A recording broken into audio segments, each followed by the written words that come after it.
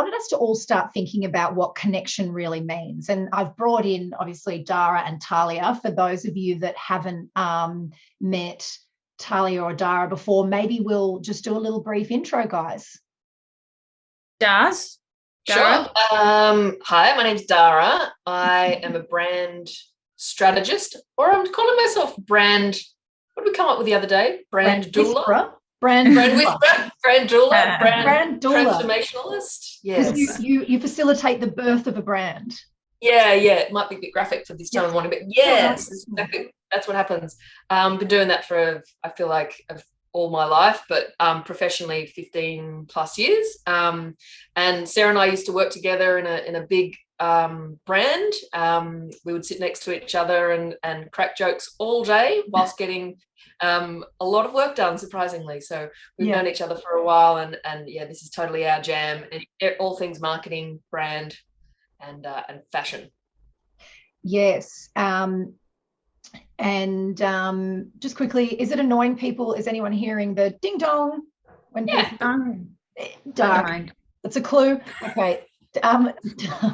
I'm just going to let them in. Well, no, I'm letting them in. I'm just taking that little sound off because I know that will annoy some. And as we talk about brands and connecting, this is what it's about. Then we have our clinical psychologist and sort of consumer psychology extraordinaire / cult leader, Talya, who has transformed my life by understanding all about the nervous system and how that impacts our ability to work in a business and think critically and Oh, thanks. Hayley's saying we can hear it, but it's not annoying. Thank you. Talya, welcome. Thanks. Yeah. So I am a clinical psychologist I work in private practice, and I work a lot in my private practice. I work a lot with helping people recover from trauma. And what has happened in the psychology world is that there's been this massive shift in how we understand trauma and the role of the nervous system in how we recover from childhood trauma. And in a nutshell, the idea is that when we feel safe and connected to people around us, we do our best work because we're in our highest brain. But when we feel triggered and our nervous system is concerned for our safety, it drops us out of that highest brain and into a fight, flight, freeze mode. And I was doing a lot of this work in my private practice, and then because I've done a lot of consumer consulting for big brands, I was like, how does this apply? And I started to think about, well, really, brands are there to help us feel to help meet our needs and to help us feel seen, like we can go to them. I'm tired, I need a coffee. I'm bored, I need to go have a glass of wine with friends. The brand shows up and helps meet our needs.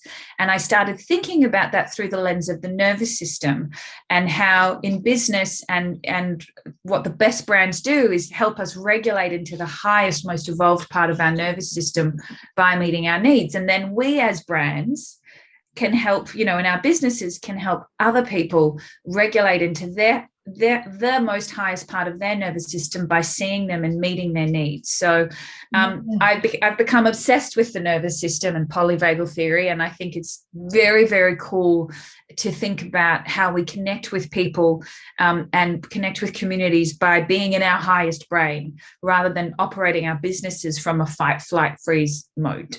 So that's sort of where I come from. And here's the sort of connection. I think over the last few years, I would say nearly every single stylist, business owner that I have worked with says a similar thing when it comes to social media content. Now, I'll just flag that marketing is everything that you do, from an email to an invoice to the experience of you in a change room with a client to the color analysis document you sent. It's everything. But right now, I think there's so much focus or assumed pressure on stylists to show up online and do social media to build an audience and build a client base. And then what triggers is this sense of either imposter syndrome or overwhelming sense of, well, I just spent hours on that post and no one saw it or no one's responding. And for Dara, Talya and I, who are kind of comparing methodologies and an understanding, what we're seeing is, in an effort for ourselves to feel like we're doing the right thing in business, we're disconnecting from who we are. And consequently, when as potential clients, people are scanning social media to see what brands are really resonating with them. There's this disconnect, and that's the opposite of what we're trying to do. So I wanted to chat with you all and encourage a new kind of concept, which is thinking less about the platforms and the tactics and more about owning who you are and communicating that in the hopes that throughout the metaverse, everyone online, there will be people out there that also share your values, share your humor, share your vision for the world. And those are the people that you will magnetically attract. It's very different to what Dara and I have done in the past, which is the reverse. We go, who are we trying to target? We're trying to target women 35 to 55 that can't find clothing in petite sizes, and they have 2 children and they earn 90 grand a year. And we go, okay, what do we think they need? And we can think about content and marketing ideas from a problem solution perspective, like, you know, oh, well, they need to know where to find pants that are the right length for them or the right rise or what have you. But we are not making decisions immediately from the problem solution. What's happening in our nervous system is guiding the decisions we make and whether we end up connecting with someone. So that's what we want to explain today. What I thought we'd do first is maybe just hear from everyone. How is the social media engagement going for you? And let's just assume that we're all in the same boat. It is hard to get people to take action. So don't feel like you don't want to share. Who can I put in the spotlight first? Beck. Yeah, you can call on me. I really haven't been very good at doing anything, honestly. I had some recent spurts where I was doing better and I was pretty regular. And yeah, I just haven't been doing that much, and consequently not getting a lot of engagement. When you do post, because I think that's a really interesting thing you've shared there, I'm not doing a lot. The volume is not the metric here that matters. You could post once a season. It's the quality. It's whether it actually subconsciously connects on another level with people. So we can talk about that later. But when you do create content, does anyone comment? Do they direct message you? Is there a conversation that's triggered? Not a lot. I don't have a whole bunch of followers because I just had been real discouraged for a while. And but I have had some, as I've been trying to think about being more authentic, being more myself, I have had more, I guess I would say, response, and a couple sales from people who, are just quietly there. So yeah. They're quietly there and they're scanning. Tal, can we hear from you? I'm not a psychologist, as we know, but I'm interested in the concept of the clues that Dara and I kind of have labeled this, the unconscious signals that tell my brain, I belong, it's safe here, I can connect, I can open up. So can you tell me a little bit more, Tal, about the nervous system and I guess why we're scanning, why we're always looking 24/7 for that danger of whether we belong and whether we feel safe or not? Yeah, so our autonomic nervous system has a process called neuroception, where it's constantly scanning the environment to see whether there are any signs of danger. And when I say scanning the environment, I mean a few things. It's scanning like the physical external environment, and it's scanning the relational environment. So what's happening between me and another person. And it's also scanning your internal world. So your thoughts, your bodily sensations, your feelings. And if it feels like it's unsafe, it'll drop you out of your beautiful social engagement mode and what we call the unicorn brain and into a fight, flight, or freeze mode. And I think what can happen on social media, if we sort of then extrapolate that out, is it's as we're scanning, and flicking through and going through, on an unconscious level, without us even realizing, I do think the nervous system is probably going, oh, she's telling me that she can help me lose weight. Oh, I'm fat. Oh, drop out of my unicorn brain. Oh, she's telling me that when she had a baby, she put on all this weight and she felt awful. And I suddenly feel like I'm interested and I'm curious and I feel drawn to that. Like there's something safe about someone else saying something vulnerable. That's interesting to me. Let me move towards that. So I think we can start to think when we're coming up with how we want to reach people about what's going to help people feel seen and understood, and how do we draw them towards us with that warmth and that being the youiest you, being the ussiest us. How do we help people feel drawn towards us so that they stay in more of an open-minded, unicorn brain state, rather than a sort of, I don't know, this is sort of making me feel like I should feel bad about myself, and I sort of pull away, and I finish that feeling awful. So I think that there is the power of the vulnerability stuff. It is scary and it feels scary, but I think on a sort of nervous system level, when we are vulnerable and we see people and we share from ourselves, people feel curious about that and feel seen, and it feels safe, and we get sort of more drawn in than if we're sort of getting the dishonesty or the sameness, and we withdraw. And the thing around that as well, though, Tal, is what Sarah and I have been discussing, is a lot of that happens unconsciously, right? So it's not that you are, it'll be very rare that you'll flick through a post and have a real conscious reaction of, oh, that has made me feel blah blah blah blah. It's all happening, it's unconscious, micro surface level.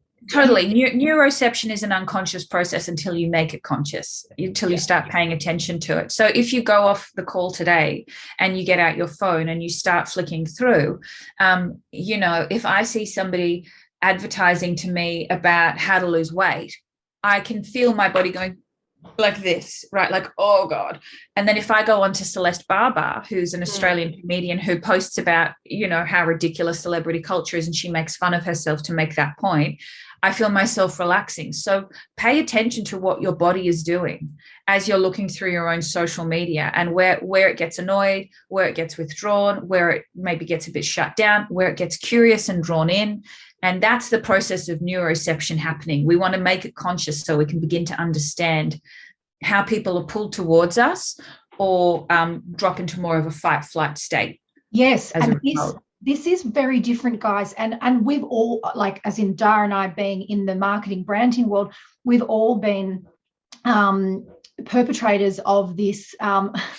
So that's a clue. That's a brand clue that I'm saying perpetrator, because I grew up with my family watching Law and Order SVU. So I could have used any word, but we used to say, okay, who are you trying to attract? And when it comes to, let's say, the marketing channel of social media, okay, let's create content that we think will appeal to this person.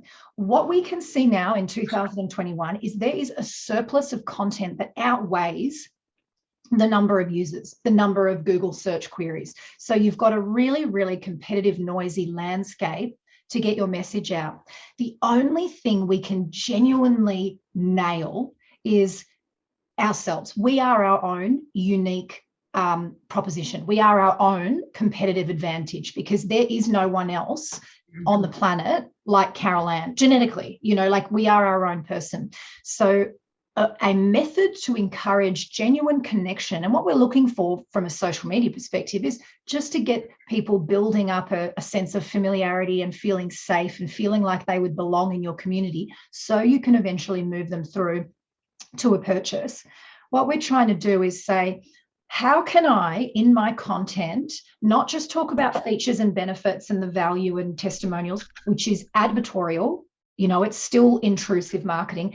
How can I pepper my content with little clues, little signals that tell other people that are similar to me, hey, this is who I am?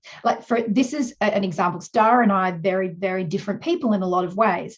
If I see a meme with Schitt's Creek, as you know, because you've all seen me use memes of Schitt's Creek, no matter what the business is, I go, oh, that's my people.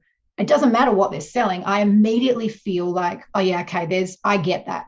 I had another example. If I go to a cafe, let's take it offline, if I go to a cafe, and as Dara has witnessed for years, can attest, many, yes, you in a cafe is a whole other thing. I'm a high maintenance customer, and I will probably want to change a lot on the menu, and I'm probably going to send back a latte or a tea because it's not strong enough or not hot enough. If they embrace that, that is a signal to me that that business is for me. Do you know what I mean? I feel at home. I feel safe. Dara, explain your scenario with fonts, which I couldn't care less about.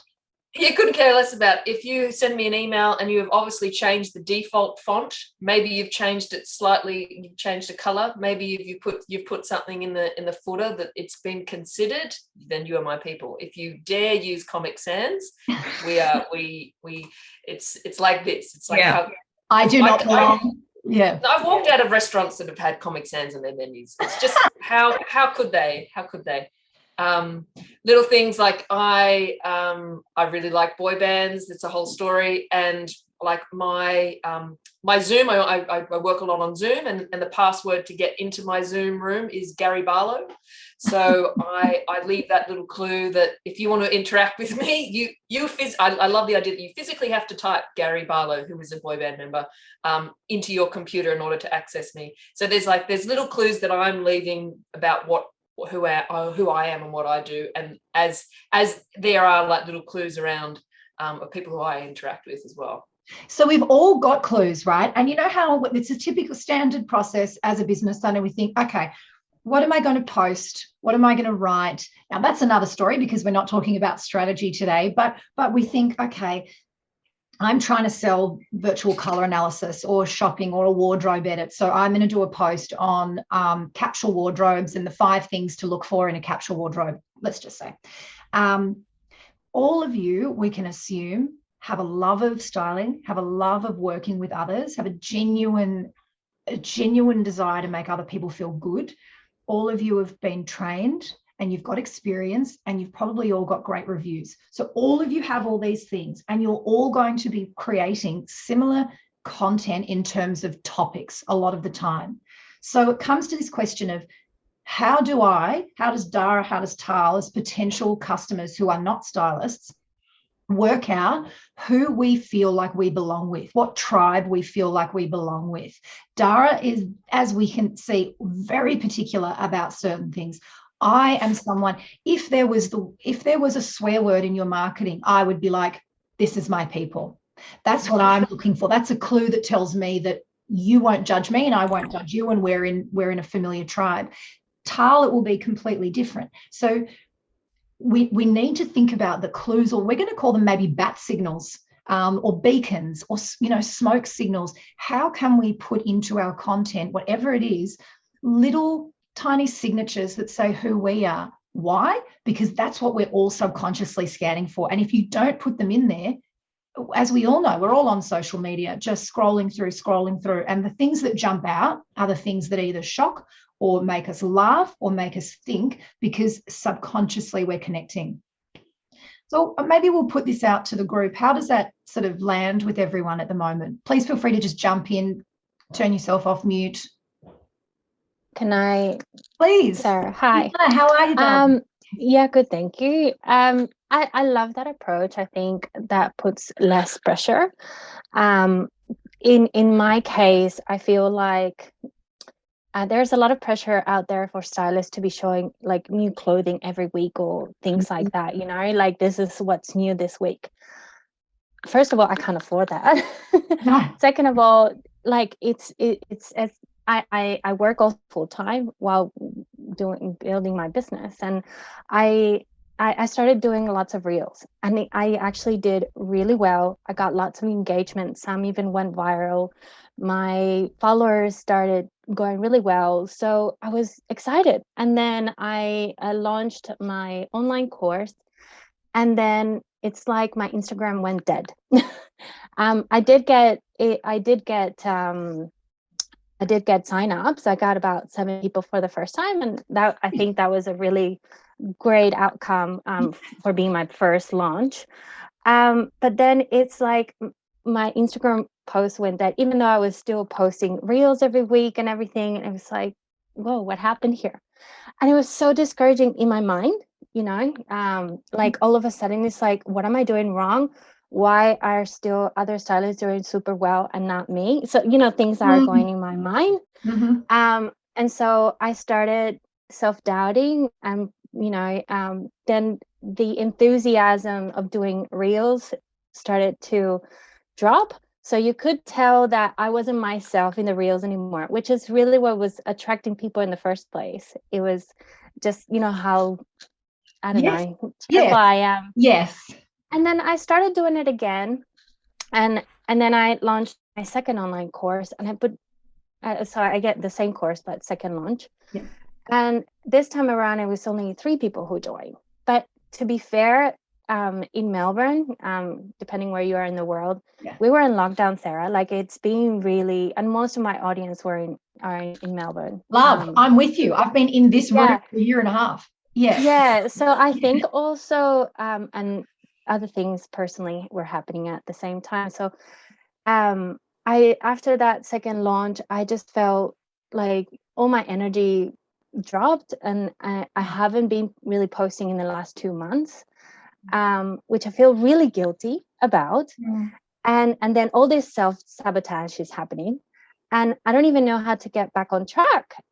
It's really difficult. So like when you posted this chat, I was like, yes, you know, I feel like I need to tell someone this, because I'm sure lots of you stylists feel the same pressure of having to be online all the time, sharing all, you know, how we dress and how we do this. And it's like, yes, but I like, so I don't know. I feel really confused, and the pressure is too much, and being out there all the time, it's really much. Even though I'm getting engagement, it's like, it's a lot to deal with, I think. Thank you so much for sharing that. I mean, like, even just like a show of hands, how many of you are feeling a similar way? Yeah. It's so interesting. I know Dara and I can talk about this for such a long time. Marianne says, yeah, it doesn't feel like me to be performing yet, or doing reel after reel. Exactly. And you know, this is an interesting thing. And to be honest, I don't like social media. I think as a kind of, when we think about each one of you as a business, you are your brand. Your brand is so much bigger, and in fact not related at all to styling necessarily. Dara, can you explain to me, can you explain to everyone the concept of a brand versus how you deliver it, and the styling being the tool? Yeah, so there's you, the person, who is the brand, and it's what you're about, you know, like how you present, the mannerisms that you have, how much of a kind person you are, how the level of humor you have. There's you as a person, and all of these things kind of start to encompass what your brand actually is. How you present, how you interact with someone, how you listen to someone. They're all brand bits. And then it just turns out that you just do styling. Like, styling is like this tool that you use to kind of facilitate connection and you know, to showcase your skills, but it's kind of not, it's not the reason. It's just like, how do I explain this? It's how you facilitate your vision, you know, like your vision for a brand. I think, Dara, you were explaining, is this big, or like to end world hunger. It's something so big, and it's your reason for being. It's your reason for being on this planet. That's your vision.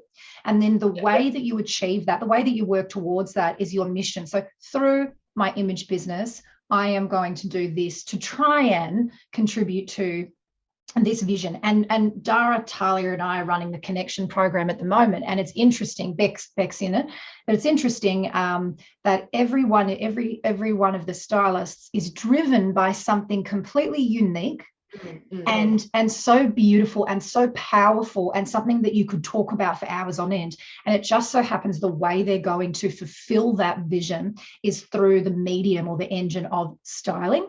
And so what happens, and what we're finding out also is that we're getting to the point in the program where people have really found out the thing and are voicing the thing that they're truly passionate about, and we call it your protest, the thing that you're going to actually, you know, rally on the streets for. And listening to these amazing women, they could talk for half an hour or more on just this topic and not mention styling.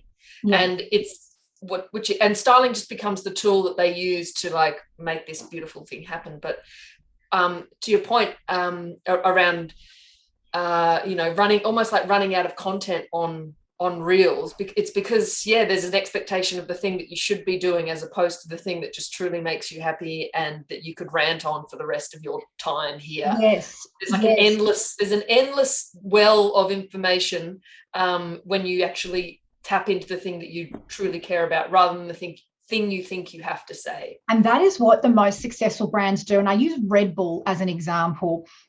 If you ever look at Red Bull's Instagram, and a lot of other sort of like really sort of powerful brands do this, they don't talk about being a soft drink. Do you know what I mean? With the soft drink ingredients, this is me, it tastes delicious or it's refreshing. Their entire brand is about extreme sports and pushing the limits and everything. So what happens in the styling world is we naturally think, oh, how great. This Instagram or Facebook or Pinterest or YouTube, these are visual mediums. I'm in the styling industry. I'm going to create how-tos. I'm going to do selfies, outfit posts, and talk about style. That is just one category, but that's not why people connect with you. I categorically know that every one of you has an origin story, a reason that brought you into this industry and what really drives you at the end of the day, the most important thing in the world to you.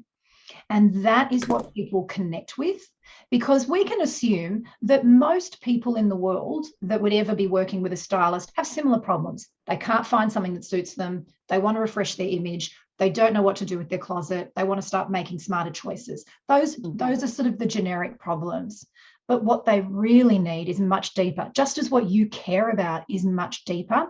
And so if we can start thinking about the content that we create, whether it's social media content, whether it's emails or blog posts, any sort of, stuff that you're creating, if we can think about sharing your vision rather than the specifics of features, benefits, this is an outfit, because you will, Eliana, you're not alone here. You do run out of, you think to yourself, Christ, if I have to do another 5 ways to style a wrap dress, I might shoot myself, because it's not really what you want to say. Presumably a lot of you want to say, like, I won't say it, I'll let you all say it.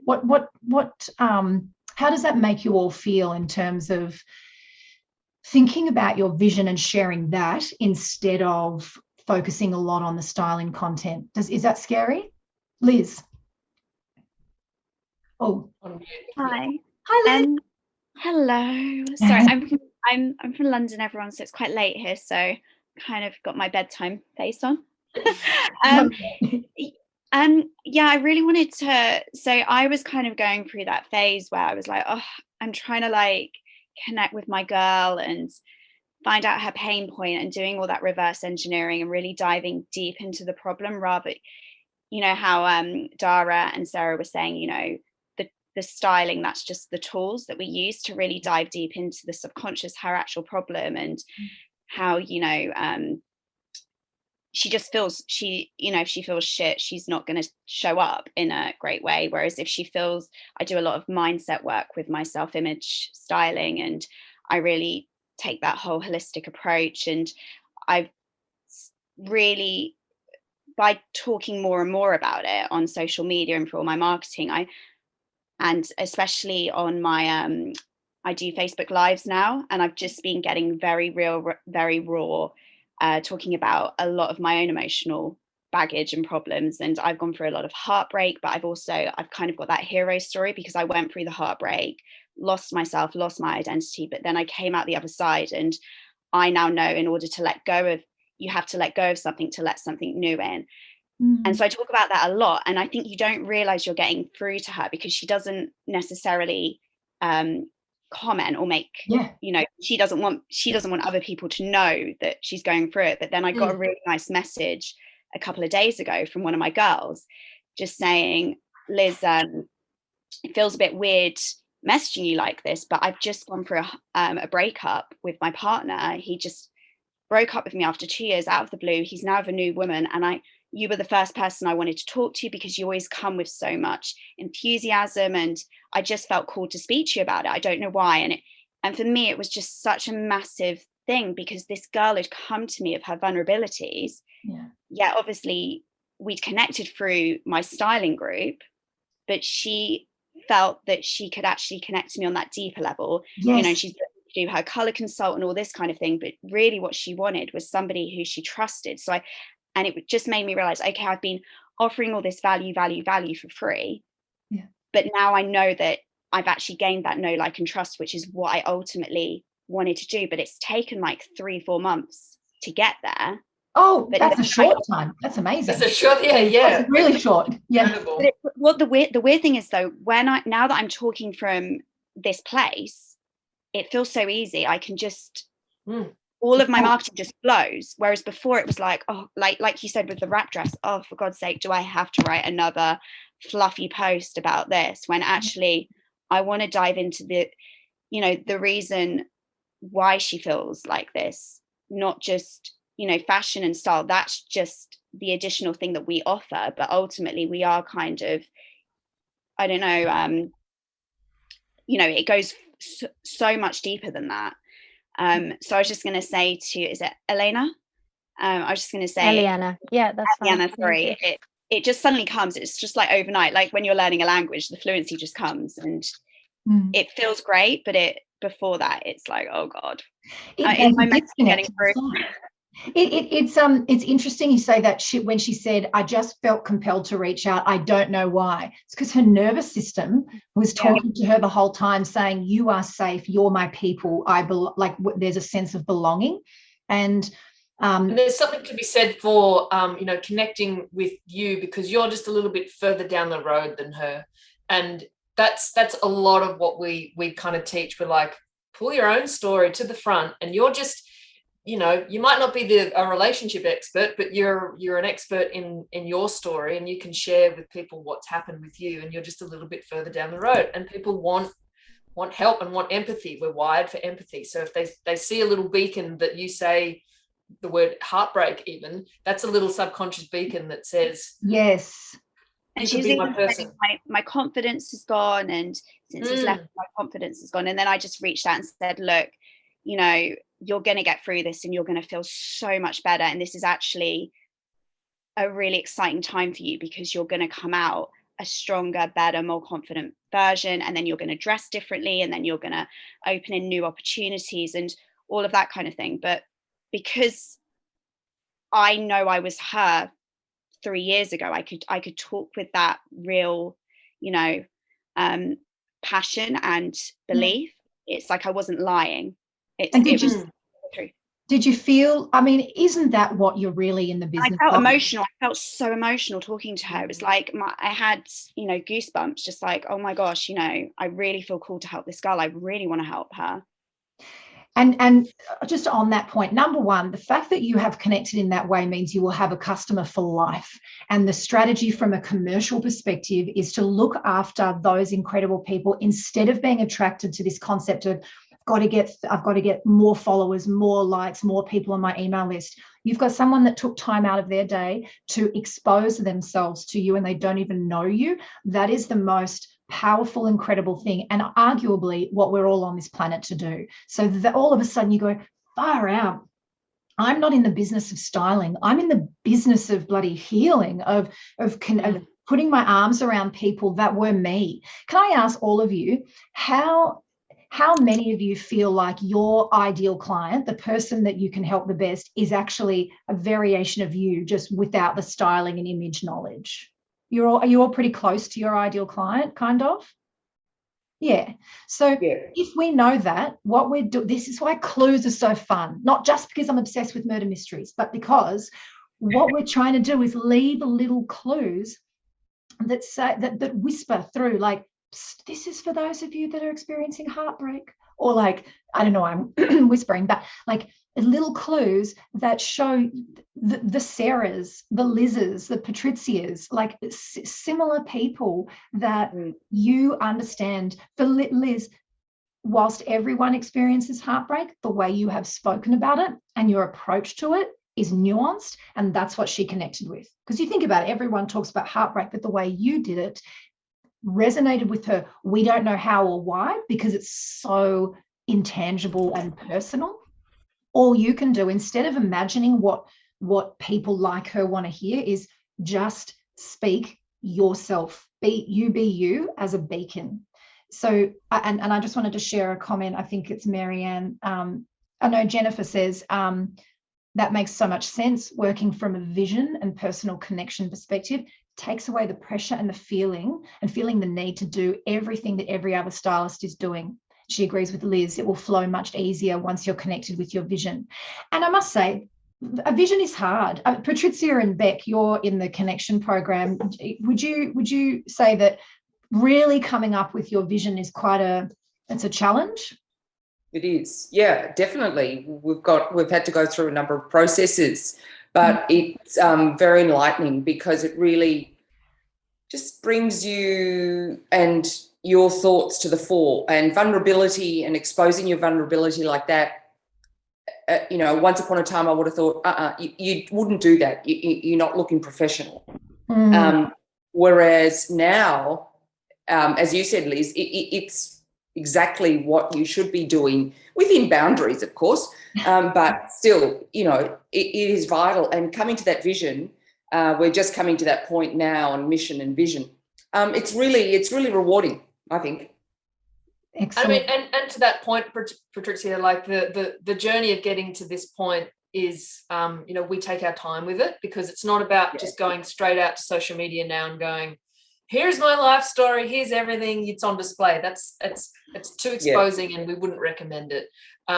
And this is why we've got Talya in the mix, because she's very good at explaining, belief systems that we have to kind of get through, and how to keep yourself safe, and how to let your nervous system know this is okay to share, little bits about yourself. And we do quite a big psychology piece before even getting into, brand and vision and stuff, just so we can keep everybody, feeling really calm and safe, and like it is okay to share a bit of yourself, because I think as a society, we're definitely, there's a lot of wired messages that we're not allowed. We can't be ourselves. It's not. Yeah.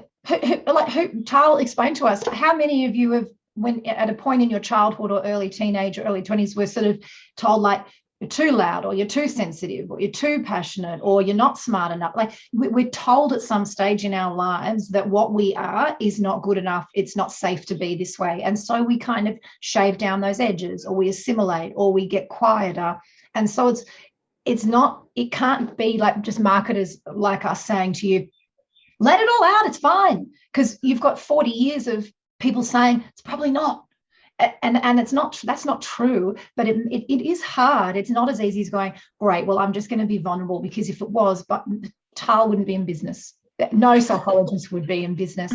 It's really hard to remove those layers. But what we can see now is, it is ludicrous to think that all of you, as creative, artistic healers, would be prevented from enjoying a profitable business because you don't feel like doing a bloody reel of yourself every single day. It makes no sense. It's for someone like Dara and I are natural performers. We love it, but not everyone is. But all of a sudden, does everyone feel the pressure to kind of be a TV presenter as much as you are a stylist, with the confidence to create videos and compelling interviews or podcasts and stuff?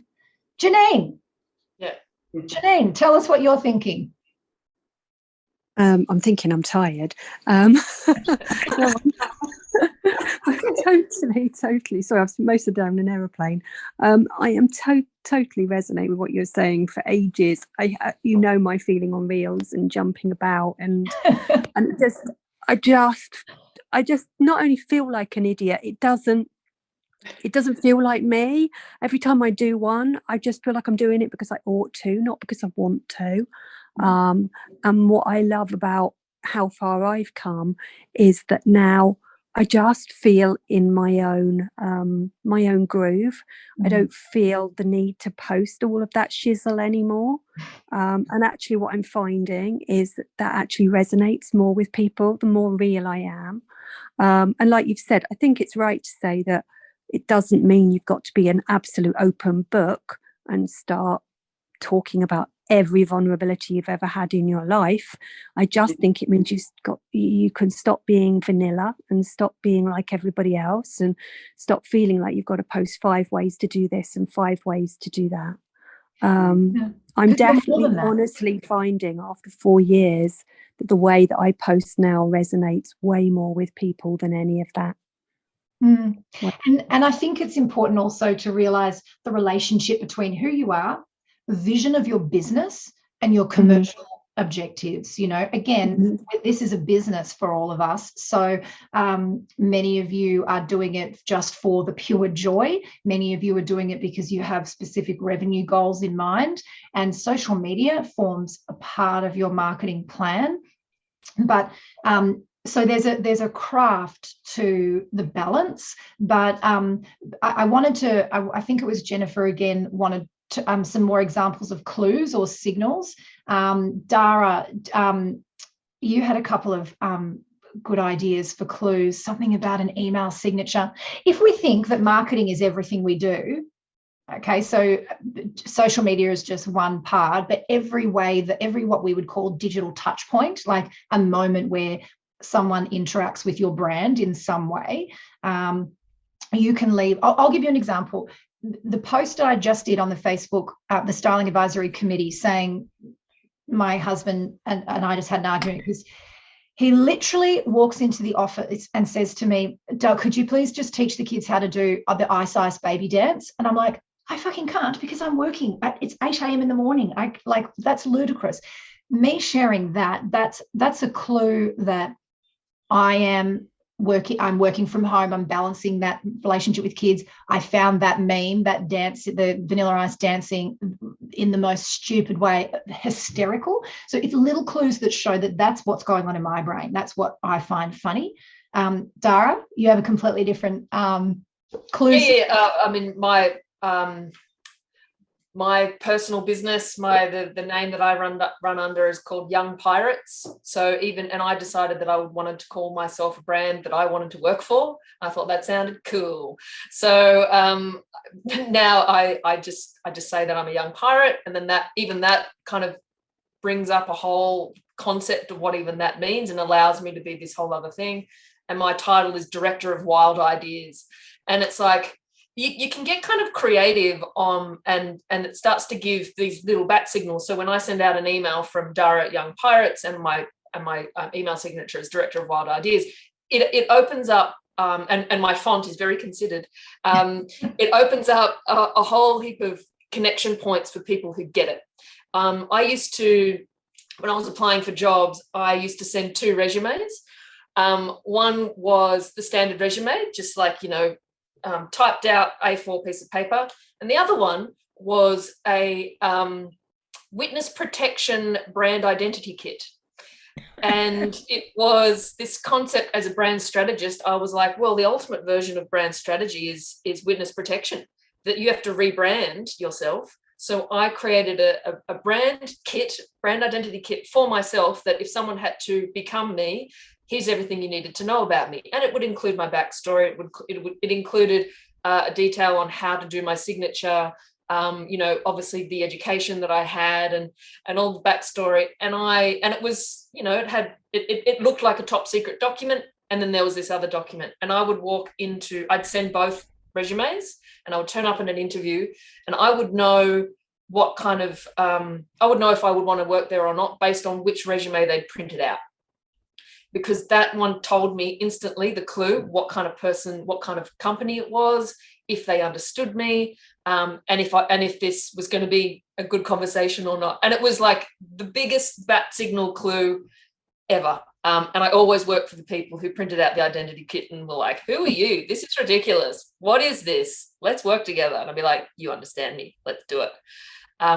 So it's things like that you can start putting out little strange things about you that people latch on, people will love it. And if they don't, brilliant also. I think that's the other point, Sarah, is like there's a little bit of risk of putting yourself out there. Like for me as a young pirate, or as someone who likes boy bands or creates, identity kits, it's a risk because there are people out there who won't get it and who don't understand it. And then conversely, there are people who will bloody love it, and they'll get on board and they'll like come on your ship and be like, I want to be part of your game. Yeah. And that's the bit that we're interested in. We're interested in being a little bit not controversial, but like divisive, you know, like making a line in the sand about who you are and running with it. You'll have to be divisive. You'll have to be decisive at some stage in your business. Otherwise, you don't ever really build a business. It's just a sort of scattergun approach, like anyone for styling. You know, you want to actually like focus in on what it is that you want to do and who you want to help, which is inevitably people like yourself. I'll give you another example. Dara and I, very different people, very different lifestyles and life stages. But there were clues or signals that we belonged in each other's company. We didn't know this about each other, but when I was 18, I've always been someone that if I want something, I just go out and work for it. I don't wait for it. So when I was 18, I thought, I like how all of the business women dress with their business outfits and their beautiful makeup and hair. So I just dressed up like a businesswoman and would wander around the CBD in Sydney and then like have coffees with a pretend compendium, thinking someone's going to see me and go, you look like a businesswoman. We need a businesswoman, and I would get a job. And that is insane. But then I heard Dara's story, and which is exactly the same. I decided I wanted to work at a particular company, so I took myself to that company every single day, and went to the lobby and pressed the lift, and then walked out, and then walked around the CBD, same strip, with a compendium saying I was about to go to a meeting for this company. I think you had a business card.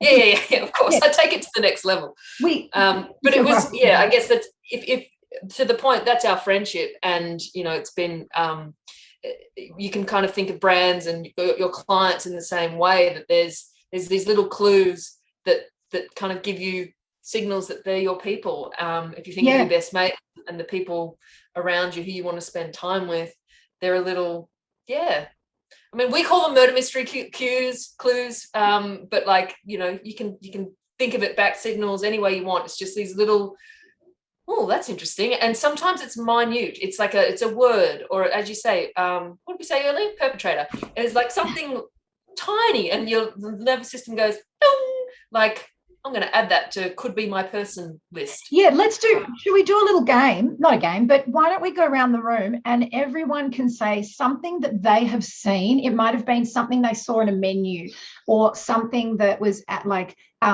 you know, when they were meeting new people at a function and someone talked about a ghost. Me, I went, bing, that's my people. Like, let's just think, in our experience in the last 6 months, a clue that we've discovered that made us immediately go, oh, I've got something in common there. Who would like to start? Patrizia, I'll call upon you, my friend. Oh, she's muted. She's muted. Now, sorry. I'm just doing a few things at the same time. Go ahead. In the last few months, try and think of something that you've come across that you've probably just noticed and gone, oh, I connect with that. That's funny, or that's something that I agree with, or that's something that makes me feel like we've got something in common. I'm trying to get everyone to think of a clue that they have experienced so we can really get this idea in our heads. Anyone can jump in if they know one. Mine's anxiety. Seeing people with anxiety? Mm-hmm. Having suffered with it when I was younger. Yeah, and I think that's a real vulnerable thing that I didn't like to talk about to begin with, but now I have no problem talking about it at all with people. I resonate with other people who've been through it, and they resonate with me, so that's absolutely fine, because I could talk about that all day long. Perfect. Now, anxiety and smiling, you know, sorry Caroline. Just to say, like, I like people who are cross about things. Cross. I really like that, because you can have a really good conversation with people who, you know, are passionate about something and they get cross about it. And I identify with that. You identify with that. Again, what I'll say about people getting cross, and Janine, anxiety, nothing to do with the image industry. But these are things that connect people that you've never met. This is fantastic. Kathy, I just saw your comment pop up. Kathy says travel or a lack of being able to go somewhere. So that's something that really resonates with you, Kathy? Yeah. I don't know if you can hear me. I can hear you, but you're frozen, so it looks like... Yeah, I'm frozen. So, yeah, no, I love to travel, and it's like, if I can't travel, you can travel through with others as they go somewhere, or through your memories. So, memories of a trip you went on, or, like something about packing, what do you like to take? What do you like to wear when you travel?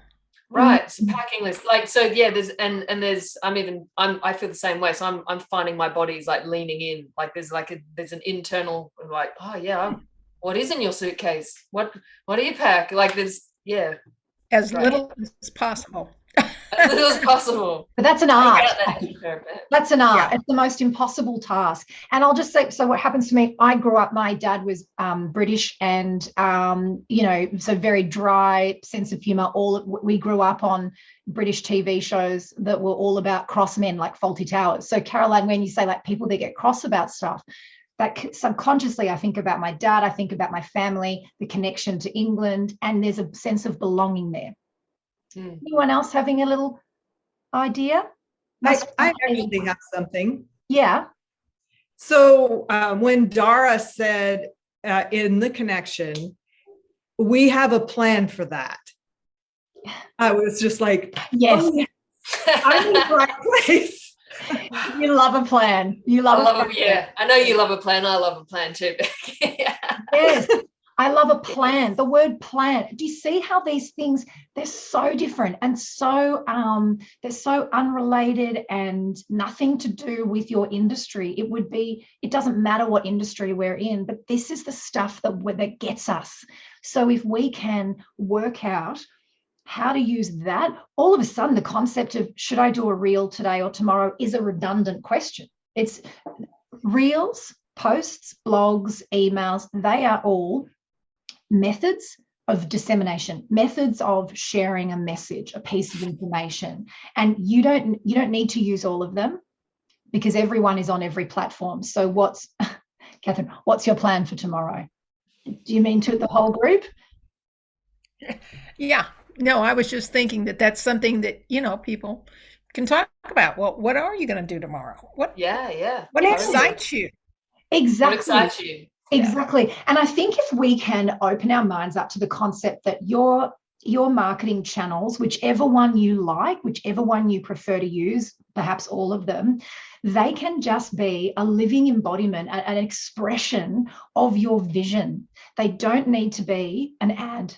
Like a features, benefits, this is what I do, and look at me doing what I do. It could be, Dara, you sent something to me yesterday, a business whose entire marketing strategy is a weekly email. You sent it to me yesterday. Oh yeah, it's a famous gallery, and basically they send out like maybe 2 or 3 emails a year, and that is their entire marketing strategy. But because of the scarcity of that, the engagement rate and the interaction with this email is like 98% of people open this email. And it's like, so it's got nothing to do with volume. It's got nothing to do with frequency. It's not even platform. They're not on any other platform. One email, you have to be on the list. One email twice a year. That's it. And it's like, and they're speaking, it's cool, and they're cool, like totally speaking my language. Cool to you. I didn't even remember the business because it's not exactly. You're not going to care. But someone like me, and I the font, just don't even talk to me about font. So it's like, so yeah, when we speak about marketing tactics, it's a little bit controversial to say, the tactics of when you post and what you need to post, should take a back seat. That's kind of our stance. Yeah. But what we're seeing is what you have to say is way more important than how often you say it. Yes. Yes. How does that make everyone feel? Are you kind of feeling a little bit inspired to just do what you care about today? Good. I've been trying to reinforce the message, because I have that tendency of feeling overwhelmed, and then I get myself in this massive tears. So I've now started doing, rather than taking on so much and then not properly attacking each task, I'm now taking on less but doing it better. So I've got this whole concept of doing less but better.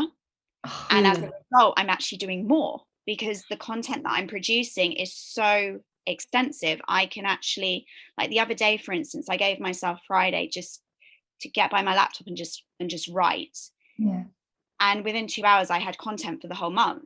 And then I was able to spread it out onto all of my social media platforms, because I just repurposed each of the posts. And it was only because I gave myself that margin and that spaciousness to actually let my brain breathe. Whereas before, I was putting so much pressure on myself, and I was trying to write on demand. I was like, I've got an hour today to write. Yes. And nothing came. And then I just had this Friday available, and I just couldn't stop. I was like, oh my, and because I knew my girl at that point and I knew her pain point, it just flowed. Yeah. And it was just amazing how much content just came out of that moment. And then I was able just to, like I said, just repurpose it, or, you know, split it up into sections. And yes. Yes. But I would say, you know who your girl is because you know you, like it's a version of you, so it's a lot easier to speak to. And the other thing there is, and if Tal were here, when our nervous system, when we're stressed, when we're overwhelmed, when we think, oh Christ, I've got to quickly get this done, you know, I've got to post something in an hour, our nervous system flips into fight or flight. We drop into the sort of the oldest part of our brain. It's like 400 million years old. But the frontal cortex, the newest part of our brain, the Mac of our brain, as opposed to the CD-ROM in the back, that's the center of critical thought and creativity. If you are not able to regulate your nervous system to feel calm, so for you, Liz, it was giving yourself space, taking the pressure off productivity, not focusing on doing lots, you slip into what we call unicorn brain, and the thoughts flow freer because your nervous system is allowing your brain to work in the best possible way, which is why you're literally in your right brain. You know, if you've ever felt bit too emotionally charged, or even in an argument, you lose ability to think clearly, and it's a system, it's a nervous system thing that happens. Protection. So and to create a business or to create even social media posts from that like stressed out old school brain is difficult, and that's why and then you get worse because you get more stress, and the thoughts start coming in that you're not good enough, and it makes it worse, and you go further back in your brain. And what Tal teaches is to kind of recognize that, get yourself in your right brain and create from there. Like there's so much, and it becomes flow, as you say, Liz, like you get into a state where you can all of a sudden write all night if you had to, because you're in your right brain. Yeah. Beautiful. All right, everyone. Well, thank you so much. We've covered off a lot, and I hope you guys, the end result, I hope with this is that we all go, okay, cool. We're all struggling with the same stuff. It's not just me.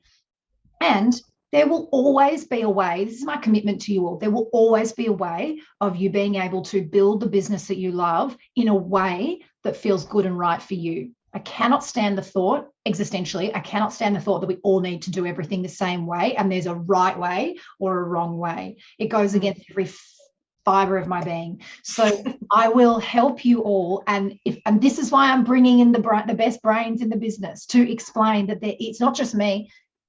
There is a way for you to do what you love and connect, because you're all brilliant and you're creative and you are healers. You genuinely heal people like a psychologist does through the medium of style.